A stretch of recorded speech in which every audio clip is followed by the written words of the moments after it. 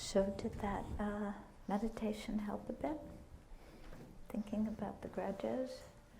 Did you run into any blocks? What were your blocks? So I think the block is sometimes when I'm thinking about a specific grudge or the situation that had happened, it does feel some feelings of anger. Mm-hmm. So, and then sometimes if I'm not careful to bring that mindfulness into that feeling of the anger. Yes. So then, yeah. Yeah. So when you're doing meditations like this to practice the antidotes to specific afflictions, you have to be very careful, because it's always good to make an example from your life so that it's real for you instead of theoretical. But then when you do that, to not get caught up in the story that you have in the example, going round and round, yeah, they really did that, and they really did that, da, da, da. And then, you hear ding, and it's like, oh, I'm furious. Yeah. So it's important, call up an example to practice on. Yeah, but be quite aware that you're practicing an antidote. You're not practicing the grudge. Okay. Anybody else? Yeah. So my mind's trick was at this. I'm thinking about it, and he was like, "Well, I don't have grudge anymore. I'm furious."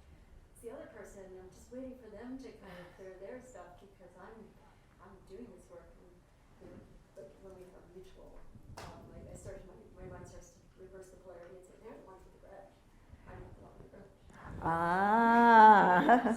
Okay, I've settled all these issues in my mind. I'm very forgiving. I'm open. Yeah, I'm done, and they better get it together, or else. So there's a little bit of anger still there, huh? Or impatience. So or lack of, Yeah. Yeah, sometimes, you are done with it, you're finished, and you would like to, have the relationship be normal again, whatever normal means. And you have to give the other person time and space to get there too. Yeah. And sometimes if you go and say something, it might help. Yeah, unless there's some resistance, like you said, "Oh, I've done all my work. I don't have any problem." Yeah.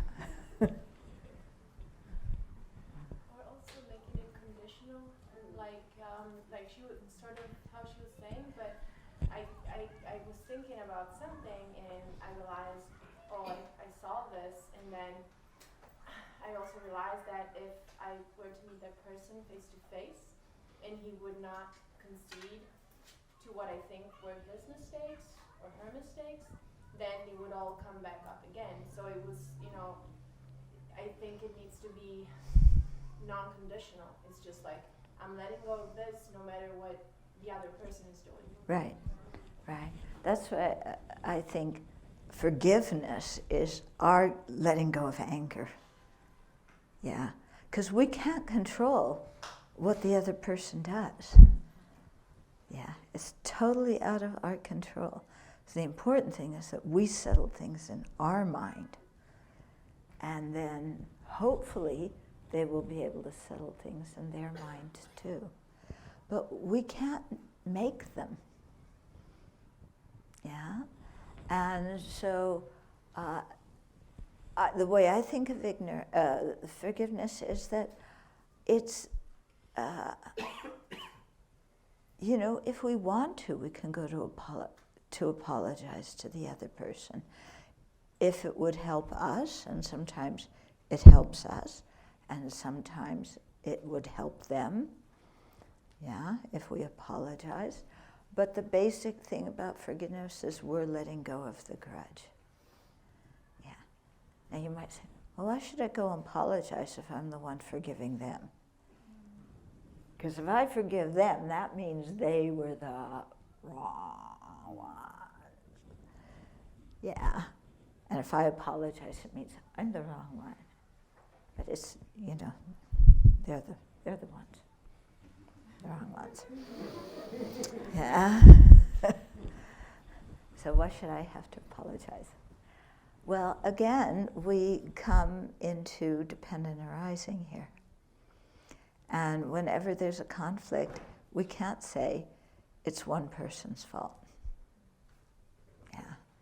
Like I said before, we can't say, you can't say, well, the marriage ended because I did everything wrong. You can't just blame one person. It's a complicated situation, and everybody's going to have some responsibility or another. Okay? And so the thing is, we need to own our responsibility in this. And when we do that, it often helps us let go of blaming the other person and holding the grudge against the other person. Because we realize that, we were involved somehow. Yeah. For example, if you have a situation where you may be pressuring somebody to do something, you really need their help, or you want them to, be in a certain role in relationship to you, and you pressure them, and then at a certain point, the rubber band breaks and they explode, and they say, get off my case, and I don't want to see you, and, you're just breathing down my back, and forget it, and they stomp off. Then we feel hurt, like, oh, but I was just trying to help them. And they got angry and misinterpreted and got angry, and, now they won't even talk to me. And there's nothing for me to forgive because it was them that, got into the big huff. But if you look at it and you check, well, wait a minute, I did pressure them a bit, just a little bit. Like, you got to do this, But we start seeing, oh, yeah, I was pressuring them. So I have some involvement in this. Yeah, they may have been the one who got angry and walked away, but I contributed to it in some way. So I have to settle in my mind why I was pressuring them. Because that's my responsibility in this situation. Yeah, my pressuring, my wanting them to be something or do something. Yeah. So I have to take responsibility for that. And when I actually take responsibility for that, then very often I understand why they stomped off. Yeah. And I'm not hurt or angry anymore because I understand why it happened, and I understand that I had a role in making that happen. Does that make some sense to you? Yeah? So that's why I find this whole thing of taking our responsibility, owning our side of things, it's not blaming ourselves, but it's just seeing what we contributed, and that helps us release any bad feelings we have towards the other person. Okay? Other questions? Anything? So, yeah. At this stage of the game, it's pretty much a guarantee that we cannot speak skillfully enough to be, because the self-centered mind, sometimes when we apologize or try to ask forgiveness or to forgive.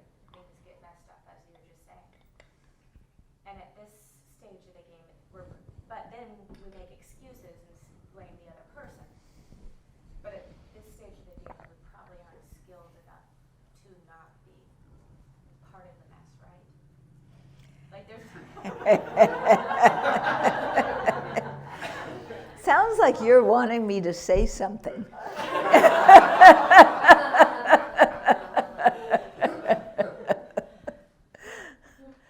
because the mind makes so many excuses and blames so quickly.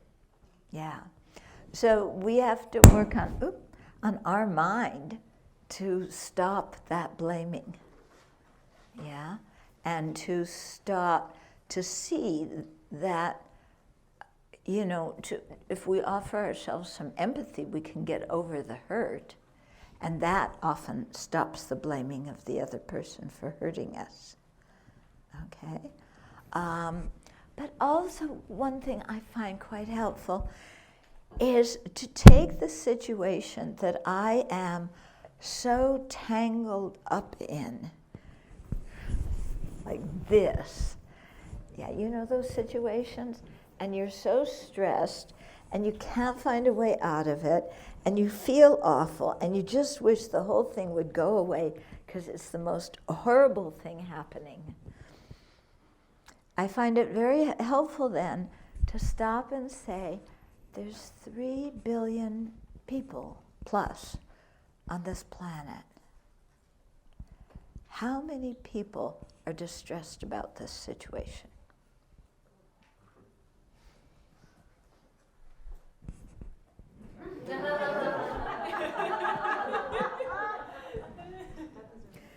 Yeah. So, considering that it's, you know, maybe the other person's distressed too, but considering, you know, 3 billion plus and 2 people are distressed, you know, why am I repeating the story to myself again and again, each time repeating it, justifying my position, hardening my perception, making it more concrete? Yeah. And actually, in the big scope of things, is it that important? Yeah, what we fuss and fury about, is it that important? To ask ourselves, you know? And in that regard, it can be very helpful. Okay, today's what, September 28th? Okay, September 28th, 2017. What were you fussing and furying about? It's only 2 years ago, not that long ago. What was it that was narrowing your mind in distress? Because every day, practically, we have something that we're upset about. So what was it?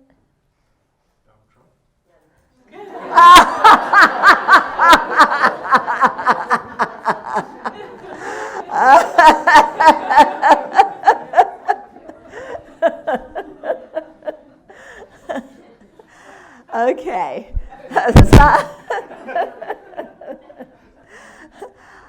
What else?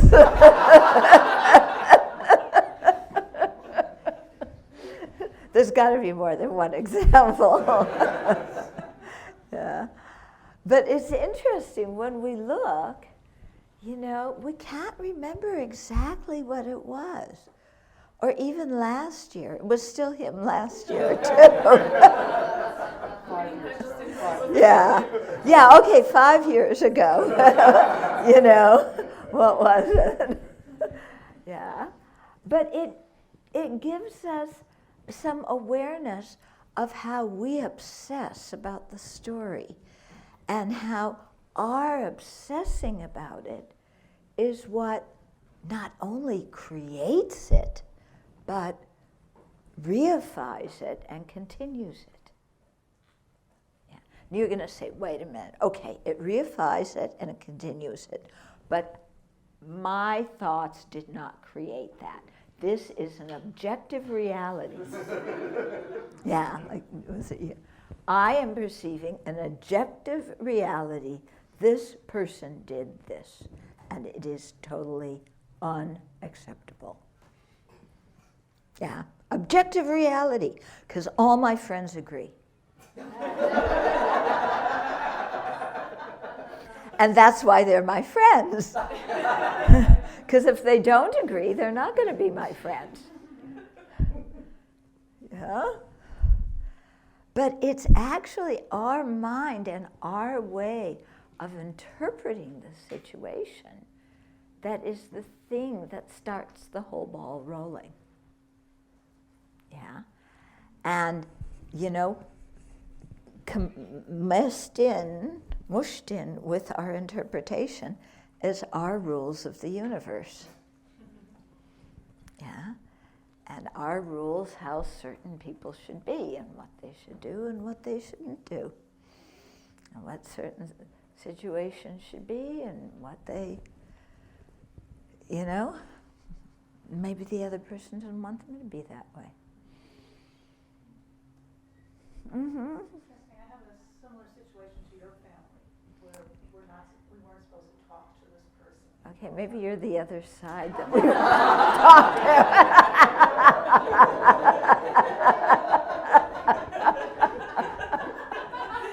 Yeah. So, you know, I just found it took too much energy to carry a grudge. So I don't have a grudge with the person. Yeah. But certain relatives of mine were very angry at me because I didn't continue the grudge. Good, yeah. You know, it's like I was on the wrong side of the fence. Yeah. In the wrong territory. So everything you're describing, I mean, well, everybody says that this is a terrible thing. You know, can't you see that it was? But I said, when you step back, it's not the way that you think it is. It's totally a different story if you're looking at it from this perspective or that. You know, it's so amazing. Everything that you're saying is so true and valid. Yeah. I have a few people over on my side, but there's still people who are like really sort of angry that I talked to this person. Right. So that's their problem, isn't it? Yeah, I guess so, but you know. Yeah. Because, I mean, they're violating one rule of your universe, which is everybody's supposed to agree with me. Yeah. And so they're mad at you because, you know, you're not agreeing with them. I'm not agreeing with their universe and they're not agreeing with mine. Right. Yeah. And, you know, it's like that's their problem. Yeah. I mean, unless you want to be a people pleaser, you have that option. You know? Yeah, you know, there's schools for people pleasers, and there's also People Pleaser Anonymous. Yeah, and sometimes you just have to accept. Well, yeah, and you be friendly and you be kind, and whatever they say or think is their stuff.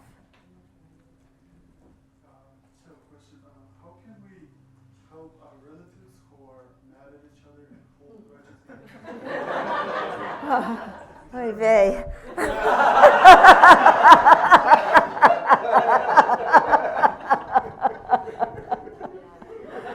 Okay, so how can we insert ourselves in the middle of a family feud out of compassion? Personally speaking, I stay out of it because if people are really angry and their minds are really frozen in their ideas, they can't take in any new information. Yeah? So I step back until I perceive that perhaps they're ready to take in some new information. Yeah. Another alternative is get the book Working with Anger and leave it on the coffee table. Yeah? this works. I have a friend who's a nun, and her sister was a Jehovah's Witness. And she had a Dharma book. She just left it on the coffee table. And after a while, her sister came to her and said, wow, you think some of the same things we do. And there was a connection point. Yeah. So sometimes trying to say something to somebody doesn't work, you know. You leave the books around, you leave Chinese fortune cookies around, you know. And because sometimes the thing is, we aren't the right person to talk to somebody. Yeah? We're too close in the situation, and so they can't hear us. So sometimes it's really better, you know, if they talk with somebody else. Yeah. So, yeah, I just feel like staying kind of passive and quiet, like it just kind of gets to you, and like where there's you wanna like help them, but you feel really frustrated, don't you? Yeah. I mean, it's very frustrating because you see that all their pain and anger is totally unnecessary. You know, you can see that so clearly. And you want to say, hey, guys, you know, just look at it this way. And but sometimes they can't at that time. Yeah. So then our job is to learn how to deal with the frustration and the sorrow that we have from seeing this kind of stuff go on. Yeah, because it's sorrowful, isn't it? When you see people in the same family or people who care about each other not get along. Yeah, and when you realize that one of the reasons they're so mad at each other is because they care so much about each other. Because we get angry the most at the people we care about the most because we want to be close to them and they're doing something we don't like. So we get mad at them and our anger pushes them away when what we actually want is to be close to them. Have you noticed that? Yeah? You know, you have a little kerfuffle with somebody, and you know, you really want to be close, but then we get angry, and our anger messes the whole thing up. I had a friend who he was driving the old Volvo of another friend of ours, and this other friend had told him, you know, that the hood sometimes flies up, so he had chained it down. Yeah, so my friend was driving from southern Washington State up to Seattle, and you know, and he's supposed to arrive, I don't know, 5 o'clock, and he's not there at 5, and he's not there at 5:30, and somewhere around after 6, around 6:30, he shows up. Meanwhile, I'm like really concerned, where is he? This was the days before cell phones, you know, when dinosaurs reigned. So he couldn't call, you know, and I wondered what happened. I was really concerned. And then he walks in the door. And I said, what happened? You know, where were you? Well, I was driving on the fast lane of the highway, and the hood flew up. And I went, I told you to get that fixed. You know, Barry told us it does that, and it needs to be fixed. And why are you driving that car with a dangerous problem like that? I got really mad. When I looked at it afterwards, I was so relieved that he was safe that I got mad. Yeah. It's crazy. And, at that moment, more than anything, I wanted to, whoa, I'm so relieved you're safe. I wanted to be close. But I got mad. And then, he went in one direction, I went in the other direction. Yeah? So when you look at what our mind does sometimes, yeah, then it's like, whoa, this is why we need to practice the Dharma to learn to, correct all these inappropriate, stupid ways of thinking that we have that only cause problems. Yeah? So probably, in the situation you're thinking of, the people really care about each other, and that's why they're so mad. I mean, you never get mad at a stranger the way you get mad at somebody you care about. Yeah? And we never say horrible, cruel things to strangers the way we do to the people we love. You don't take the subway a lot.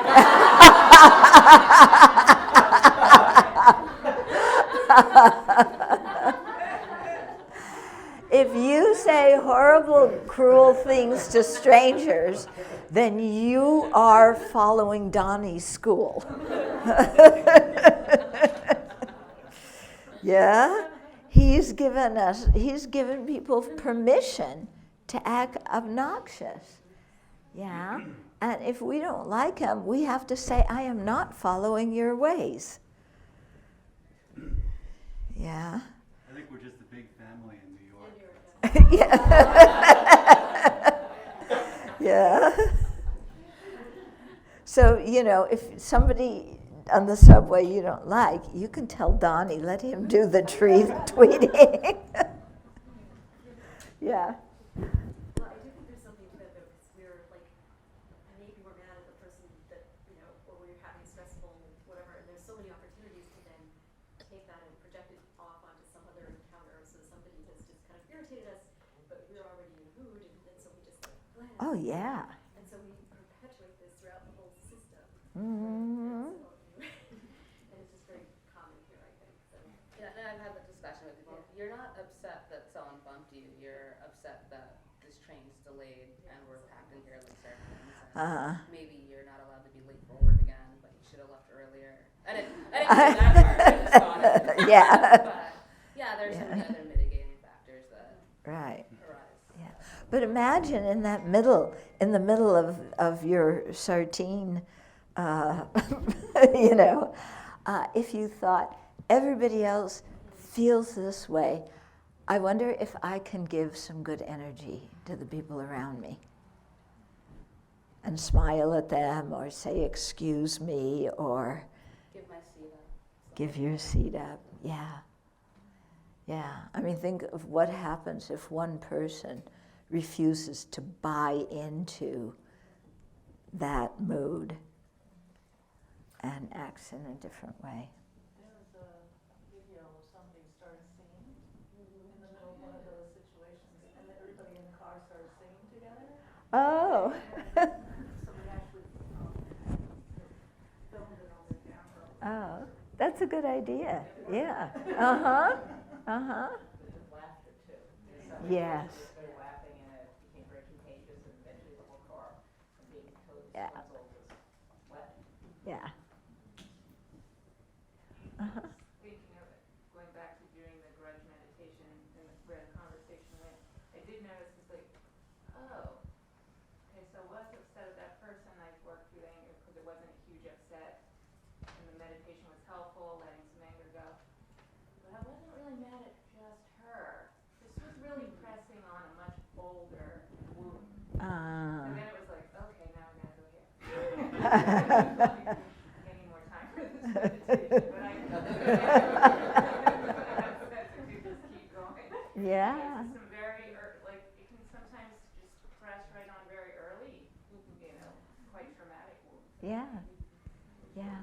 But you know, the thing with that is those early traumatic wounds, what I think is very important is to think they are not happening now. Yeah, they are not happening now. They are nowhere to be seen. And because what happens is the same thing. We revisit what happened.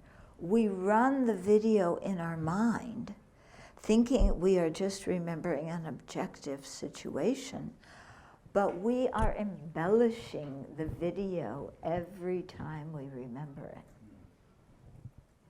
And it's a victim video, isn't it? Look what somebody did to me. And, you know, at some point, if we can just say, okay, at that time, it conditioned me. I was young, I didn't know how to think about it. It conditioned me in this way. But I am an adult now, and I don't have to look at that situation in the same way as I looked at it before. Yeah? And then you can apply some Dharma methods. And what I've, again, found very helpful in my meditation when things that were very painful from the past come up is I imagine that Chenrezig is there in the situation. Yeah? And Chenrezig's there just radiating compassionate light to everybody. And when Chenrezig's radiating compassionate light, I can't be in the same mood towards the other person, and they can't be in that mood towards me either. So sometimes I just put Chenrezig in the room. Sometimes I put a Chenrezig on everybody's head. Sometimes I imagine myself as Chenrezig. So here's this person, you know, saying all this stuff to however old I was at the time. But I'm Chenrezig now, and how is Chenrezig going to look at this? Yeah? Chenrezig's not going to get all, you know, hurt and overwhelmed by this incident, no matter what it is or how horrible it is. Yeah, Chenrezig's just going to greet the other person with compassion and understanding, knowing that that person wants to be happy, but in their confusion, they're creating the cause of suffering. So Chenrezig doesn't take any of this stuff personally. Yeah? And that's the thing with so many times, yeah, when we've received harm, is actually we happen to be the object of harm, but we aren't really the main character in it, because the other person is upset and they're going to lash out at whoever happens to be in front of them at that moment. Yeah? So if we see it that way, then we see we don't have to take everything so personally. Yeah? We don't have to make everything about me. Yeah? And there's so much space when we stop making everything about me. Hmm?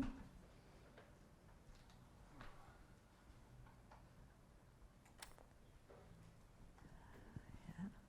Uh-huh. It's a slightly different question, but there's someone I know who's going through extreme poverty right now, a Dharma practitioner.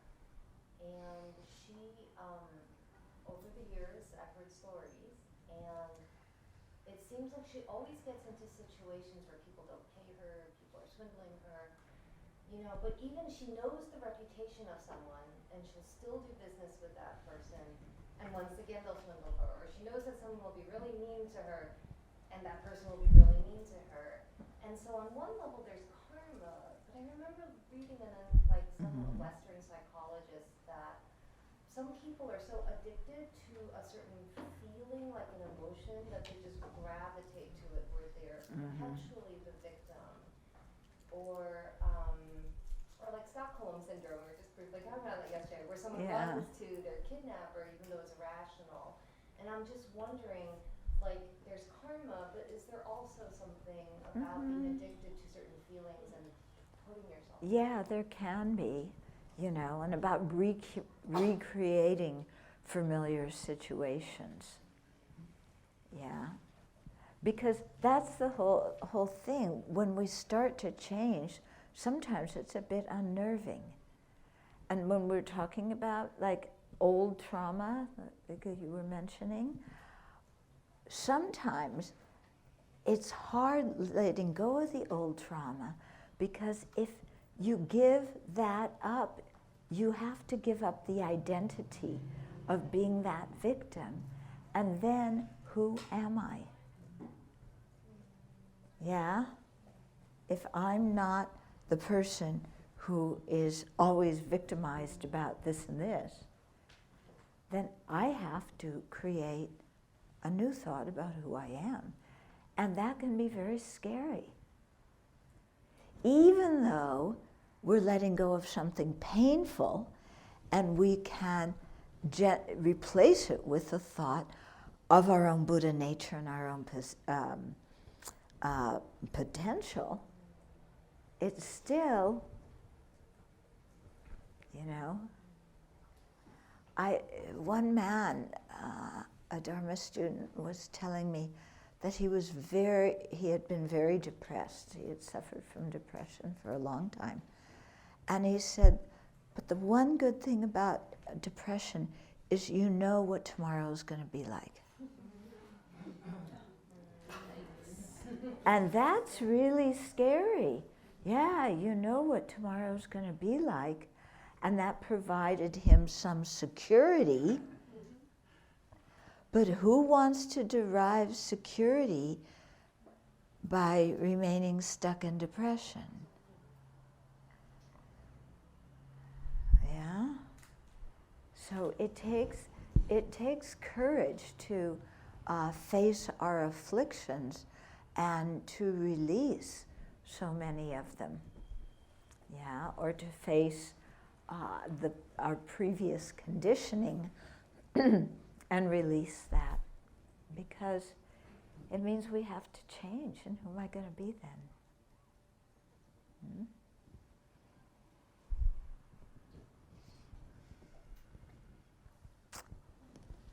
you think that sometimes the releasing requires I'll come clean, I'm a psychologist, so.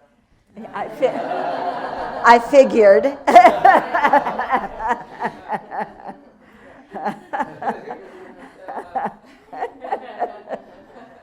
What are your thoughts, Dharma thoughts on, I guess I worry about, what some call spiritual bypassing, right? I released it, and then one finds themselves unconsciously repeating patterns of various sorts that are actually in line with what wasn't worked through. Right. Then they actually didn't release it, did they? So I don't know if you can say more about that. Yeah. Well, they're fooling themselves, and we fool ourselves all the time, don't we? We fool ourselves believing the situation and making ourselves a victim, and we fuel ourselves sometimes by just stuffing it under the table and not really applying the antidote, but whitewashing it. So. Huh? Oh, some clues? I don't know. I mean, yeah. I mean, if somebody's still stuck, it shows in their behavior, and you can call their attention to that. But I feel that when we talk about trauma, there is horror in life for people who go through horror. Yeah. And there's something about trauma when you go back and you can piece it out. The trauma also has a brilliance in it, it has a gift. So I feel that the stuckness comes from not having been able to go go back enough clearly and really see what you got from it, the person you became, Yeah. which has a lot. Yeah, otherwise you can relive the trauma forever and good luck with Yeah. it's not next life. Yeah. And that's one way I used to think, that what you said, using it in situations of trauma. I also think when we hold a lot of anger towards somebody and it's difficult for us to see their kindness, because in Buddhism we try seeing the kindness of everybody, but seeing the kindness of somebody who was involved in our being traumatized is difficult. But if we do, like you say, and it's like, look how I've grown as a result of that situation. And I've found resources in myself that I never even knew I had. And I've developed resources, and I've learned something from it. And I am a stronger person now because of it. Yeah, because even if there's a perpetrator and you cannot see their kindness, you can still connect today with their lack of happiness, their suffering in the moment. Mm-hmm. And that builds a bridge Mm-hmm. that can help you Yeah. live a better life today, Yeah. to be connected with that. Because, I mean, how terrible is to just put your mind 1 second in a zero empathy type of frame of mind. I mean, it's Mm-hmm. so, we can also feel for the suffering of it. Definitely. Definitely. Because somebody who would act like that's got to be in tremendous suffering. Mm-hmm. And so again, we're shifting this hardened thing of look what happened to me to what's that other person's experience? Yeah, look at their suffering. And whenever we do that, it really helps to release whatever we're holding on to. Mm-hmm. At one of the Mind Life conferences I went to many years ago, when the scientists were meeting with His Holiness, the subject of low self-esteem came up. And His Holiness was very curious about this because Tibetans don't seem to have it. Yeah? And, you know, and His Holiness knows a lot of Tibetans talk about trauma, you know, who have experienced very severe trauma. And yet they're okay. And so, you know, he kind of said, who feels this low self-esteem and self-hatred? And it's a room full of, you know, all these people who are PhDs and big shots, and they all say, I do. And His Holiness says, but you're so successful in your lives, why are you doing this, you know? So it started a whole conversation about, you know, how we put ourselves down and feel guilty and so on, okay? The point of the story is coming and how it relates to what you said, but I had to give the background. Okay, so after that, you know, I was listening to some of His Holiness's talks in the West, and he started talking about compassion as an antidote to self-hatred. Yeah. And at first, I was going, you know, because I had the typical Western viewpoint of, well, we have to have compassion for ourselves before we have compassion for others. And there is some truth to that. But His Holiness wasn't saying that. His Holiness was saying, you know, kind of have compassion for others. And it really made me think, and what I came up with is that when we take the emphasis off ourselves and have compassion for somebody else, it totally changes how we feel about ourselves.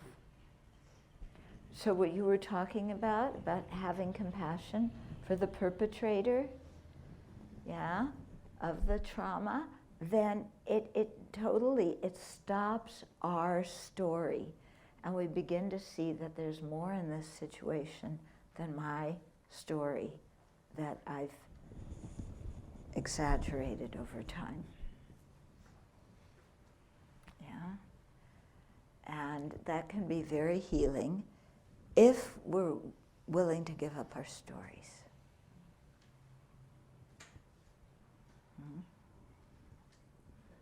That makes sense? Do I have the APA stamp of I'm not really okay with what APA does.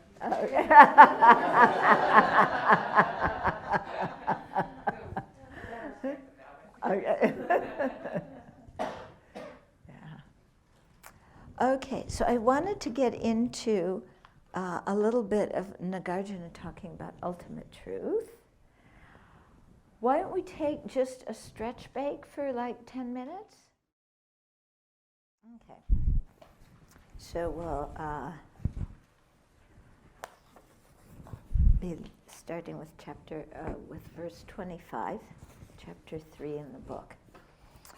Okay, so we talked about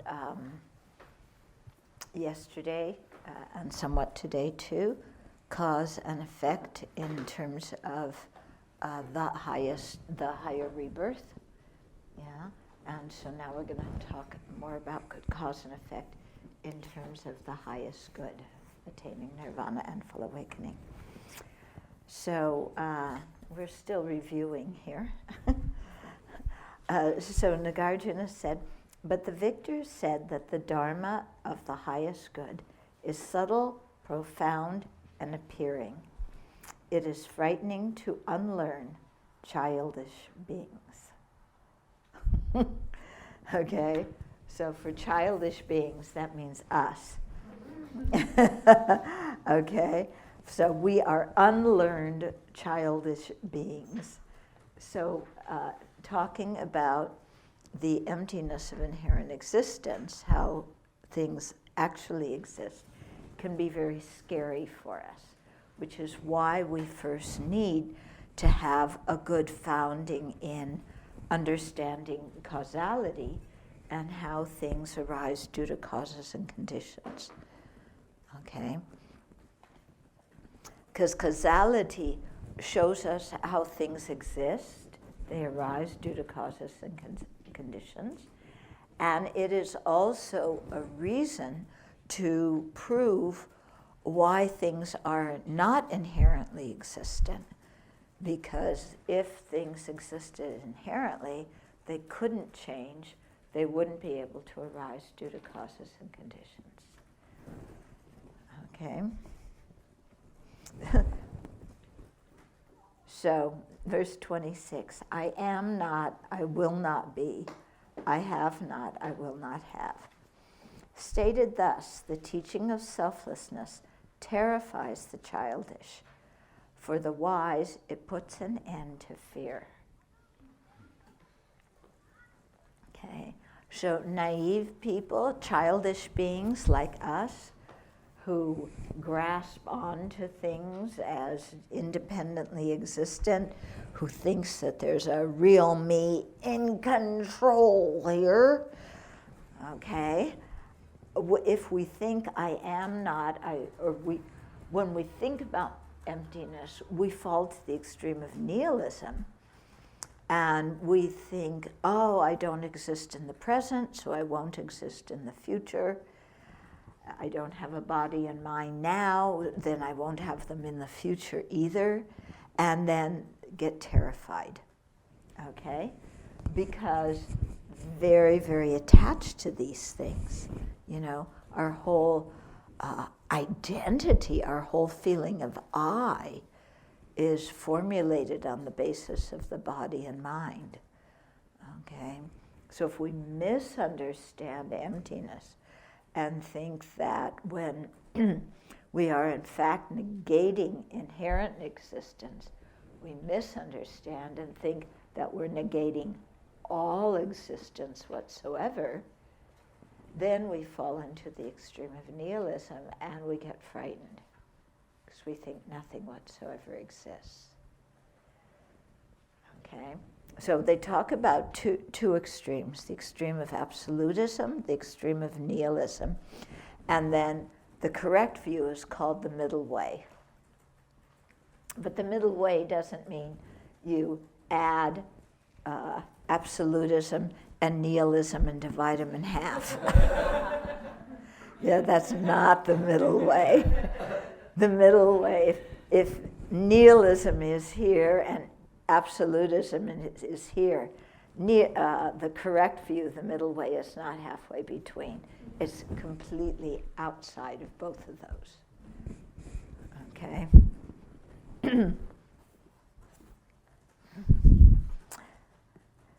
So all beings arise from I-grasping. That's the capital I. Such that they grasp mine. This has been stated by the one who speaks solely for the benefit of beings. So fear arises because we reify the I, the self, and we grasp at it in an inappropriate way. Okay? So, for example, when we're just sitting here talking, there's not a particularly strong feeling of I, you know, it's just life is going along. But if suddenly somebody looks at you and says, "You're evil,"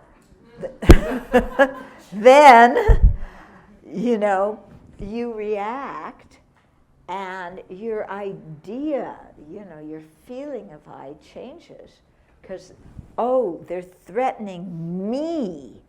There's a real me here that is being misunderstood, inappropriately accused, blamed, you know. So the way the I appears, or the way we apprehend the I should say, changes, and we now are holding on to some kind of independent I that we feel we have to protect at all costs.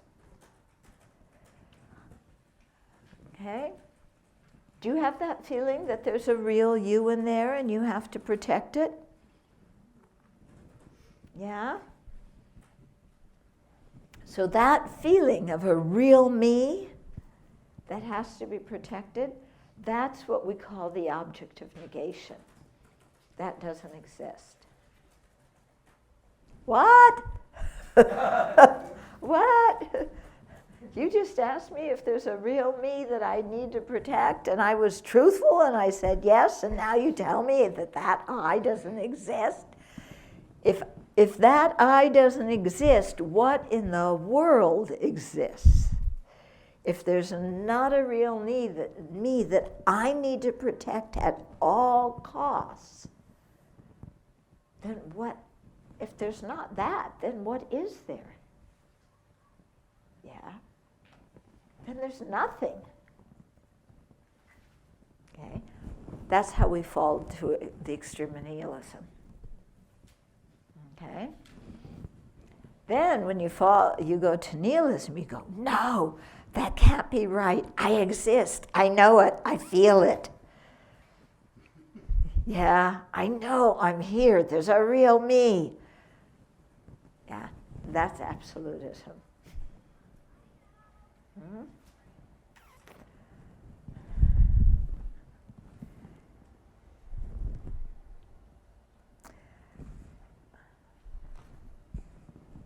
And so both absolutism and nihilism are incorrect ways of apprehending the self. Hmm?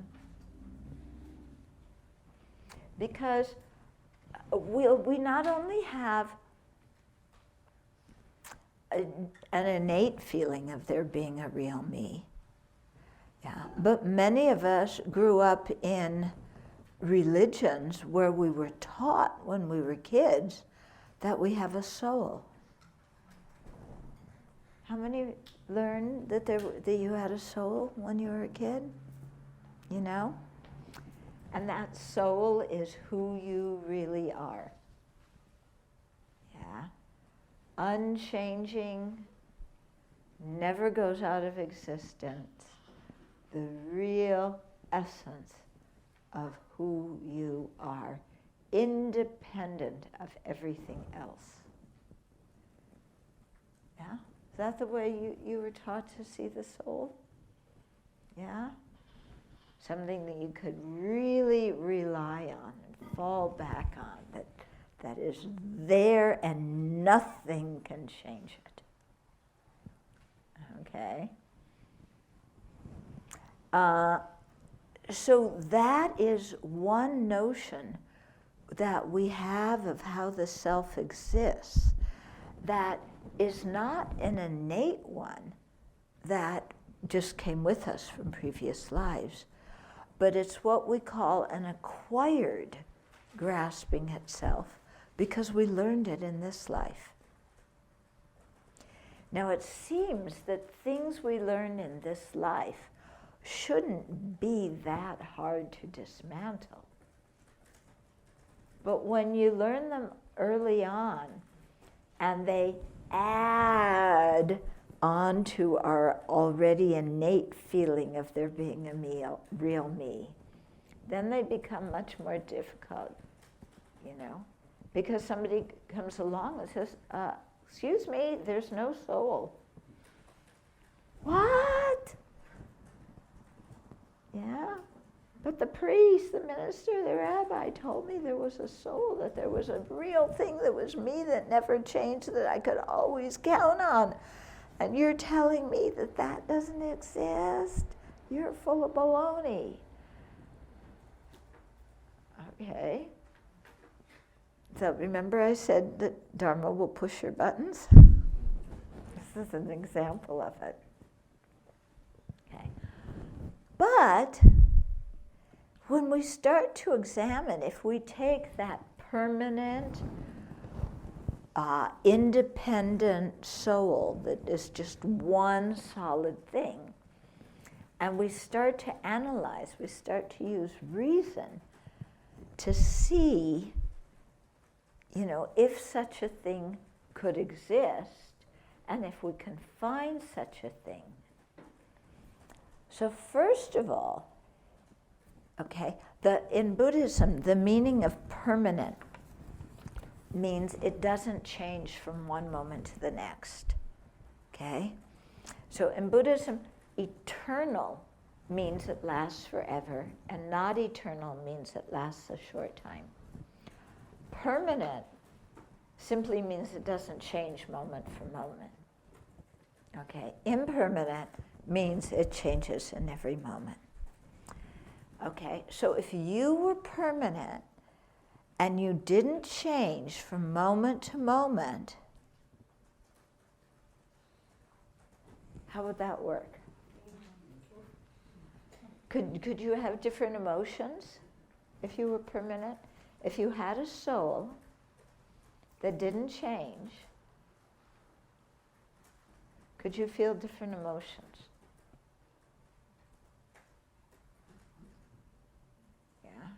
You might say, well, it's not my soul that feels emotions. It's my consciousness, it's my mind that feels emotions. Okay, then what's the difference between the mind and the soul?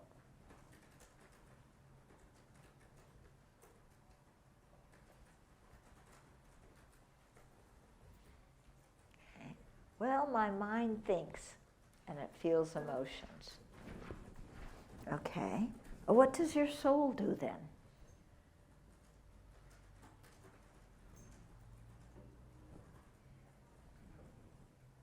Yeah? What does your soul do? It just sits there. Yeah? It's permanent. It doesn't change. So it doesn't do anything.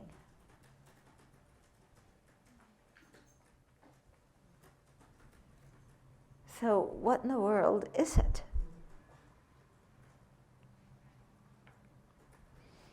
And if part of you, like your mind changes and your body changes, then how can you have another part of you that doesn't change at all? Yeah, do you have three things? A body, a mind, and a soul? Well, which one then is the I? Which one is you? Are you your body? Are you your mind? Are you your soul? Well, they told me I was my soul. I'm my soul. But my soul doesn't do anything. It doesn't perform any function.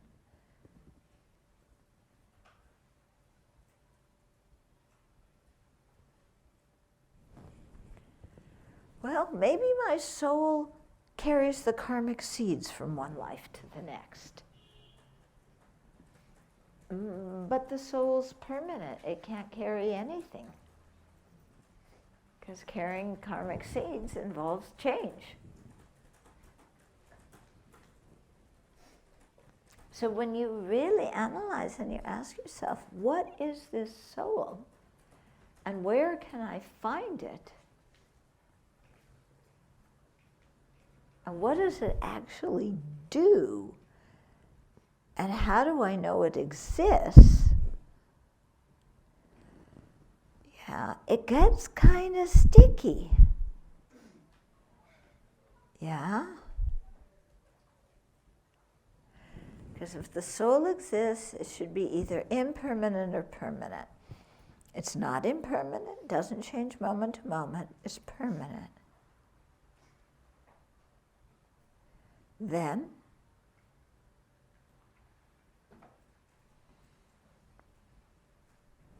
yeah?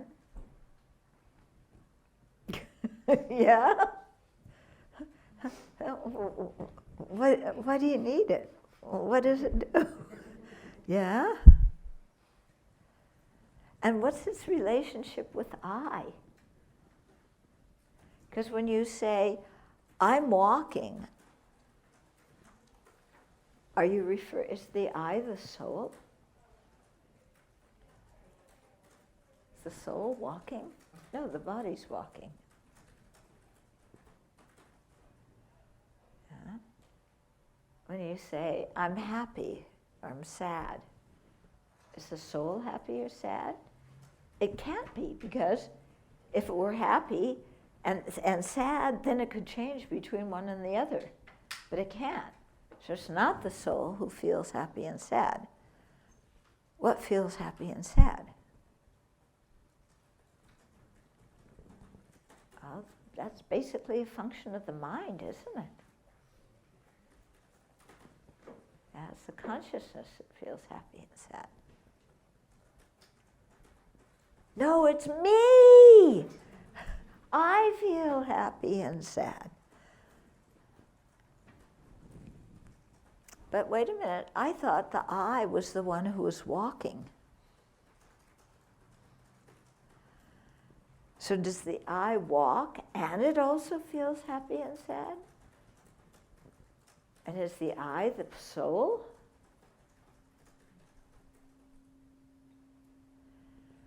Okay?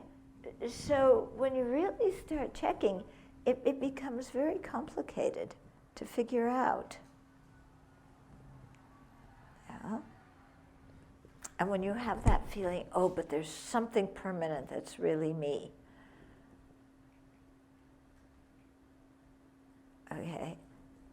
Is that feeling the soul?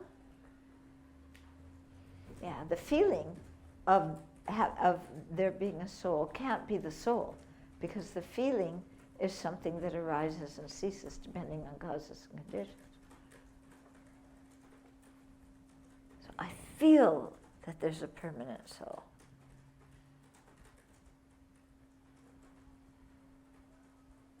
So then there's the I, and the feeling, and the permanent soul. But the permanent soul doesn't feel like it's I, because the permanent soul can't feel anything. But the I feels like there's a permanent soul.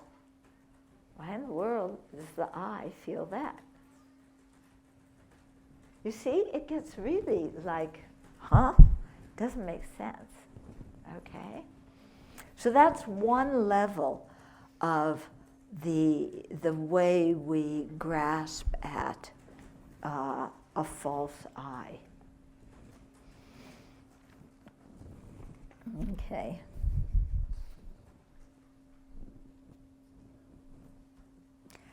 So Nagarjuna says, ultimately, the notions I exist and what is mine exists are false, because from the perspective of knowing things as they truly are, there is neither I nor mine. Wait a minute.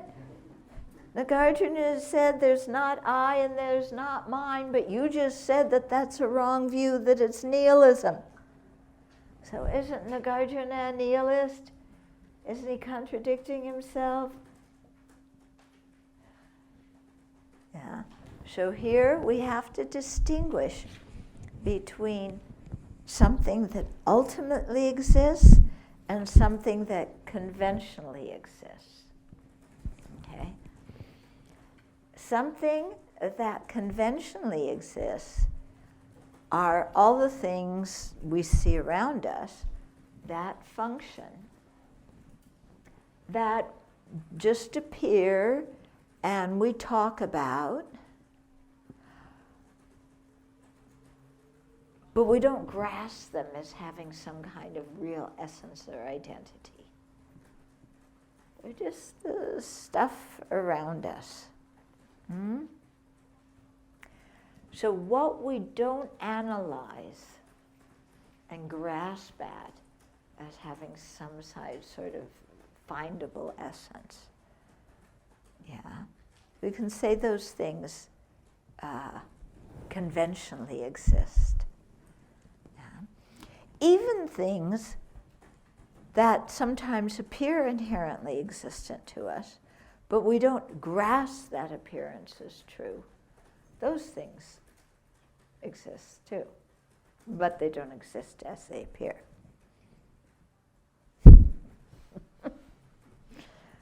Okay?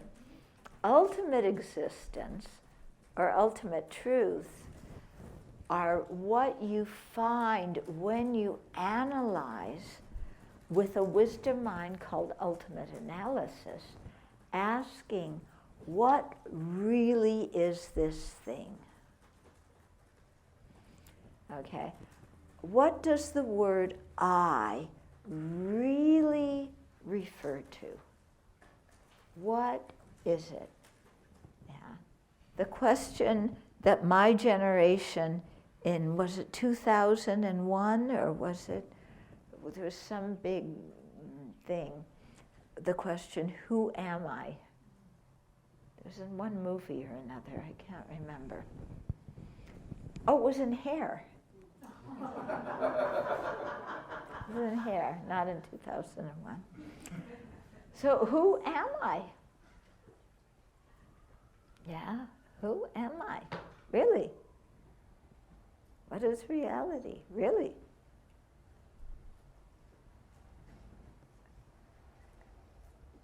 Yeah. So when you analyze who am I, you're looking for something that you can identify as being you. Something there, immutable, that is really you. Some essence of me-ness. Okay. What can you point to that is the essence of me-ness? Yeah? Is your body who you are? Are you your body? How many people say you're your body? You don't feel like you're your body? When you stub your toe, you say, I got hurt. Doesn't the I refer to the body?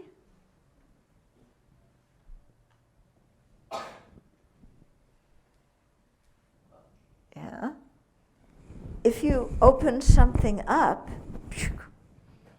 yeah, are you going to find yourself? Remember you know the history of psychology. There was a little homunculus, wasn't there? Yes. Behind here? Yeah. So you open your head up, and there's a little, that's who I am, that little guy back there. Yeah. Are you one part of your body? Are you in your body?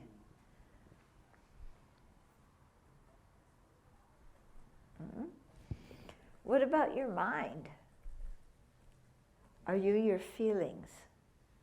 Are you your emotions? Are you your thoughts? We're getting closer, aren't we? Are you your emotions?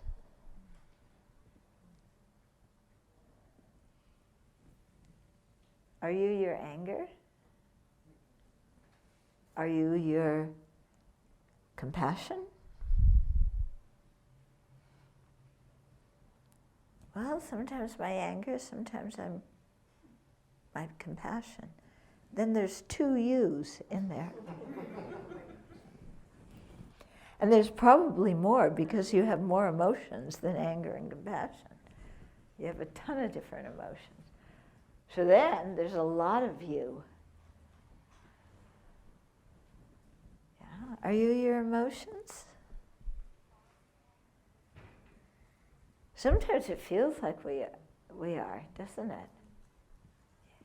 Yeah. But are we? Okay. So when we really look in the body and mind, because that's where we're searching for what the I is, what the person is, we don't find anything we can really identify as being me. So then the question is, am I something separate from the body and mind? If I'm separate from the body and mind, then the body and mind can be here, and I could be on the other side of the room. What do they say if you think that?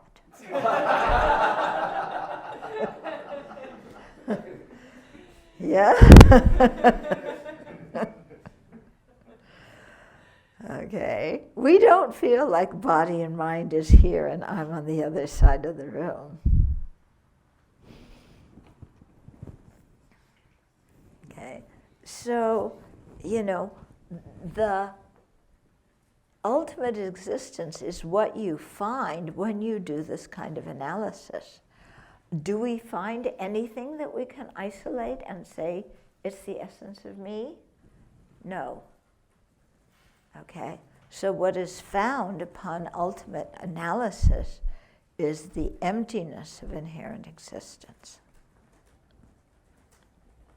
Does that mean that there's no person that exists at all? Yeah, if no person existed at all, who's sitting in this room? Okay, persons exist, but when you search for the essence of who they are, you can't find them. Okay, so we say that things exist conventionally, yeah, but they don't exist ultimately.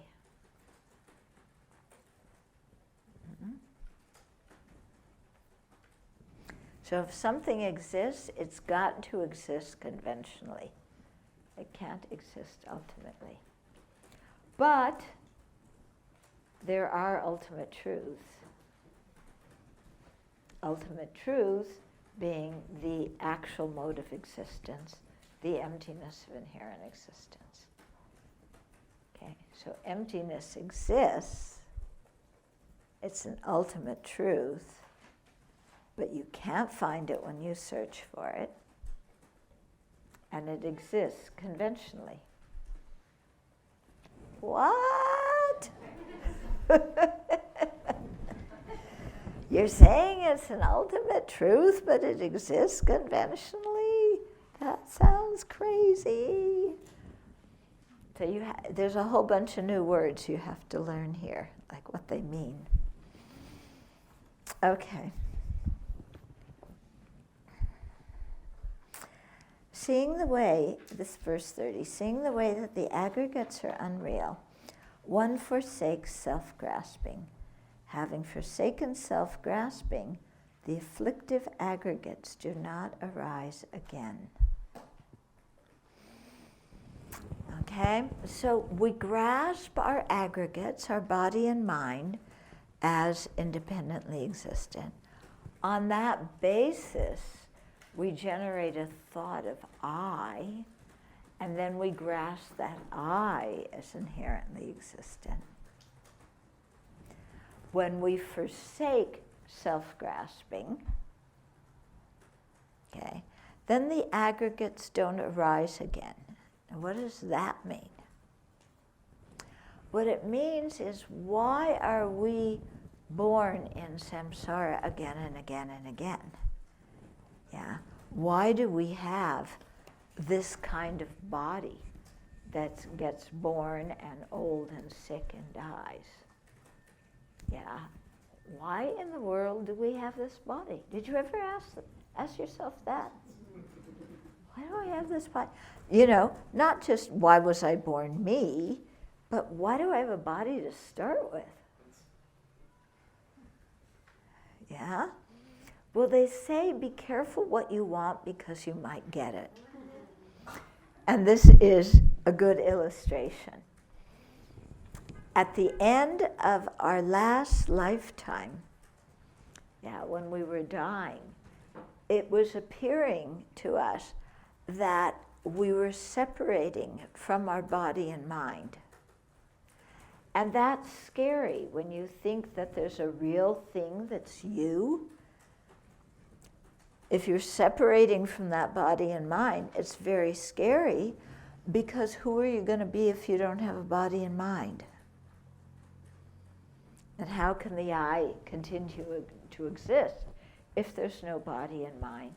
Because the I is designated in dependence upon the body and mind.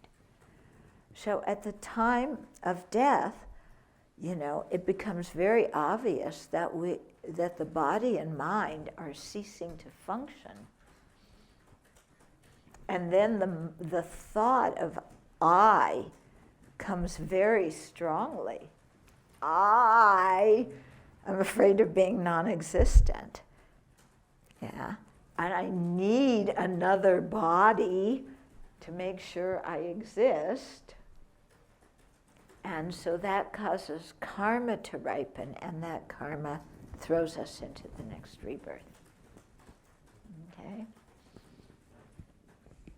So that's why the ignorance that grasps at an inherently existent person is the root of samsara. Yeah.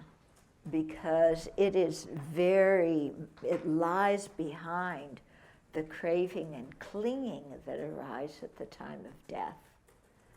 And it lies behind the creation of karma that we have. And all those things together perpetuates our taking rebirth in one life after the next. And of course, once we take rebirth, then in the next moment we start aging. And birth is the cause of death. We usually don't think that way, do we? We think, birth, wonderful, we're so happy, there's a new baby. And death is like awful. But birth is actually the cause of death. Because as soon as you're born, you're in the process of aging and approaching death. Yeah, we're not getting younger. We are getting older, and our life is shortening with each nanosecond. Yeah. And it's because we were born. And why were we born? There was the craving and clinging and the karma. And we wanted another body because we wanted another identity. because we were terrified that if we didn't have a body and mind, we'd cease to exist. Okay? Then you say, well, who is that that's taking rebirth? Who's grasping that body and mind? So here again, just in the asking of a question, we are assuming that there's a real thing that's me, that's doing the grasping at body and mind. And then we assume there's a real me that's getting reborn from one life to the next life. Okay? We say a person's getting reborn. We say, I will be reborn. But what does that I refer to? It's not the body. It's not the mind. It's not a soul. It's not something that we can identify as having its own independent essence. It's something that exists by being merely designated. What? Something exists by being merely designated? You mean that if I make something up and say it exists, if I designate this a giraffe, is there a giraffe here? If I say that there's a creator God, is there a creator God? If I say that there's weapons of mass destruction in Iraq, are there? Yeah? If I say, I didn't do it, it's all fake news and it's a witch hunt, does that mean that that's what it is? Does just designating something make it exist? No. Then what is this I that is merely designated? Yeah, what is it? I want to know what it is. Give me something to hold onto and to grasp. And there we are. That's our grasping at inherent existence again. Because the I that exists by being merely labeled, which means when you search for it with ultimate analysis, you can't find it. So what exists is something you can't find when you search for it with ultimate analysis. Okay? That sounds really screwy, doesn't it? You search for it, you can't find it, and it exists. And it exists because it's merely being designated? Huh? Okay. So this is why we really have to think about this a lot and really go over it in our mind and analyze it in our mind. Yeah? And watch how we're always grasping at something. Yeah? Okay, so we say, okay, yeah, I give up. Yes, the I is merely designated on the body and mind. Yes. Then what carries the karma? If there's no person that exists from one life to the next, if there's no person that even exists in one life that's findable that you can hold on to, then what in the world carries the karma? Yeah, well, I told you karma's fake news. You know? They're just making that up to scare you. Yeah, so that you're good. I don't think so. Okay.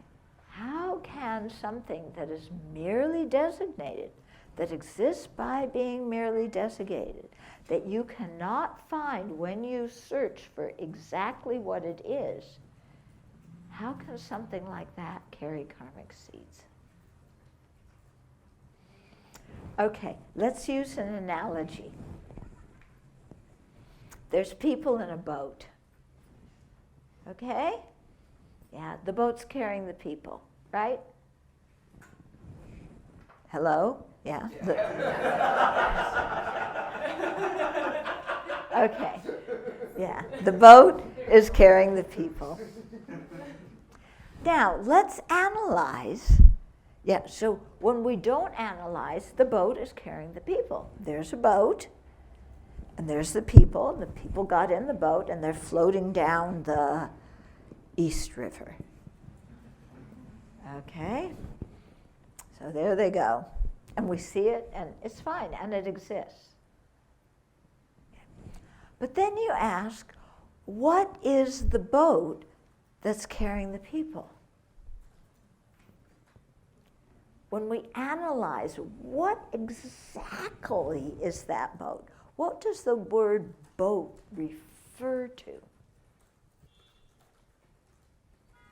Okay.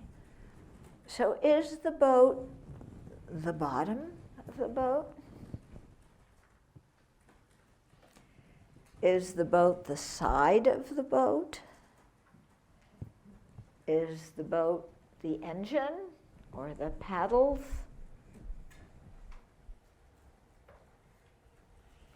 Yeah. When we start looking, what exactly is the boat? We can see parts of the boat. There's the bottom of the boat, the sides of the boat, the top of the boat, the engine, the paddles, the whatever. I don't know the parts of boats, okay? But, you know, rudders, they do something. Yeah. What? So there's lots of parts of boats, parts of a boat. But what exactly is the boat? Is it any of the parts? No, it's the collection of the parts. Okay, so you have a bunch of parts, none of which are a boat. So you have a bunch of non-boats, and when you put a bunch of non-boats together, you get a boat. Cuckoo. Yeah, how can you put a bunch of oranges together and get an apple? How can you put a bunch of things that are not a boat together and get a boat? So does that mean that the boat doesn't exist? If the boat didn't exist, the people would be would have some problems, you know. You'd hear them screaming in the river. So the people are in the boat, and the boat exists. But can we identify something that is the boat? That really is that boat? No, we can't identify it. Anything that is that boat. But there's a boat that functions and carries people. So we can't identify anything that is the I, the self, and yet there's a merely designated self that carries the karma. So go back to the boat. If we just put all the pieces together, throw them all together in a heap, do we have a boat? No, we have a mess. Yeah? When you put all the pieces together, you know, so that they're arranged in the shape of a boat, do you have a boat?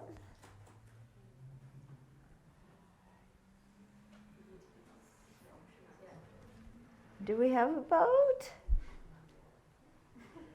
We're getting there.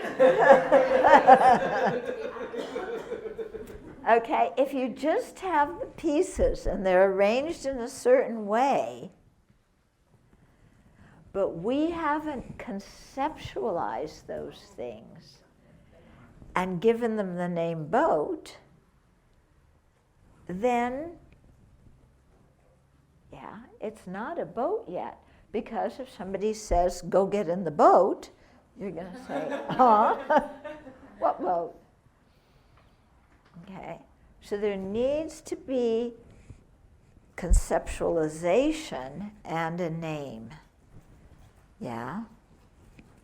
The name doesn't have to be some big name like that you say out loud, but it has to be, you know, the conceptualization that there's something there that can perform the function of carrying people down a river. Yeah? And when we all share that idea, and when there's something that can actually perform that function, then we say the boat exists. Okay. Now, can we call the boat a giraffe? No, because we've already given the name giraffe to something else, and the word giraffe already has a meaning. If we had called giraffes, you know, icky-goo-goos, then we could call that thing there that performs the function of floating down the river a giraffe. Okay, because the word giraffe is only a sound. Okay, but it has to be, you know, the term has to be something that doesn't refer to something else, and that we all agree to call that thing. And we all pick out the same kind of details to identify that object. And we've gone over time. So we're going to stop for today, and then we will continue tomorrow. Okay? So in the meantime, you can try and figure out who you are. Yeah.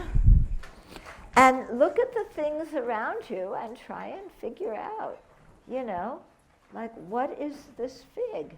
We all agree there's a fig here, but what is the fig? Okay? So, you know, just sit there and look at the things around you and ask yourself, what are they really?